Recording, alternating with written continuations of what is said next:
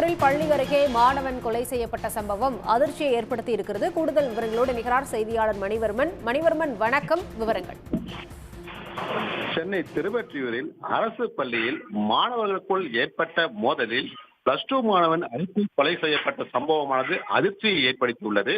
பட்டப்பகலில் இந்த சம்பவம் நிகழ்ந்தது பொதுமக்களிடையே பரபரப்பையும் அதிர்ச்சியும் ஏற்படுத்தியுள்ளது. குறிப்பாக திருவொற்றியூர் பகுதியில் ஜெயகோபால் கரோடியா அரசு மேல்நிலைப் பள்ளியில் திருவொற்றியூர் வசனா நகர் பகுதியை சேர்ந்த வெங்கடேஷ் லட்சுமி தம்பதியரின் மகன் 12ஆம் வகுப்பு படித்து வருகிறார். ஏற்கனவே 12ஆம் வகுப்பு படித்து தேர்ச்சி பெறாத நிலையில் மீண்டும் அதே பள்ளியில் 12ஆம் வகுப்பை தொடர்ந்து கொண்டிருந்தார். இந்நிலையில் மாணவர்களுக்குள் மோதலானது தொடர்ந்து ஏற்பட்டுள்ளது.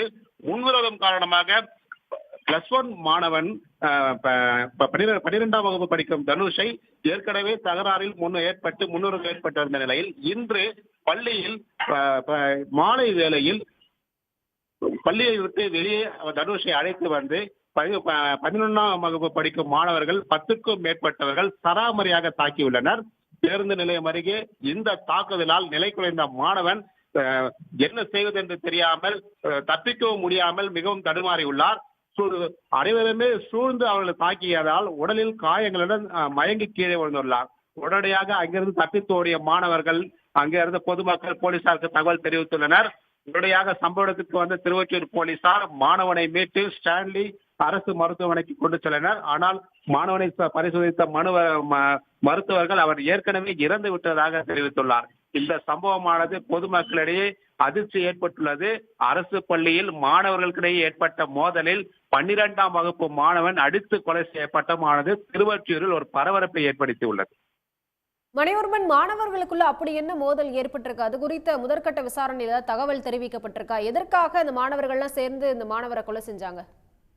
ஏற்கனவே இந்த அரசு ஜெயகோபால் கரோடியா பள்ளியானது ரயில்வே பகுதியை ஒட்டிய பகுதி என்பதனால் காலி மைதானங்கள் அதிகமாக இருக்கும்.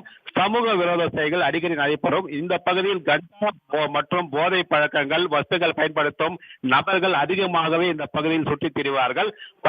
பள்ளி வளாகத்தில் அமர்ந்தே கஞ்சா அடிப்பது, பள்ளியில் உள்ளிருக்கும் விளையாட்டு பொருட்களையும் மற்றும் வகுப்புகளில் சேமித்து வைத்திருக்கும் பொருட்களையும் வகுப்பறையை உடைத்து எடுத்து சொல்லும் நடவடிக்கைகளும் கடந்த காலங்களில் நடைபெற்று வருகின்றன.